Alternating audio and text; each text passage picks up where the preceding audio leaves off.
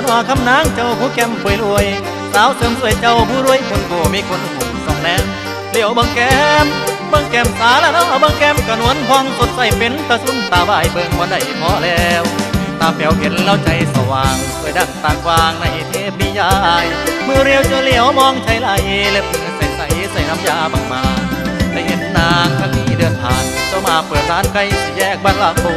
บริการทั้งคนหนุ่มคนสาวสาเซ็ตก่อนเป่ามาเฝ้าเสริมความงาม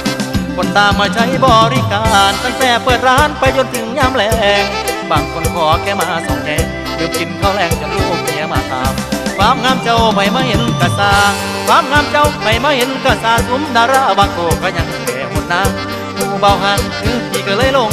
สุมเบาหันคือพี่ก็เลยหลงใจบ่วงน้ำสาวนั่งเหงาที่เป็นบ้า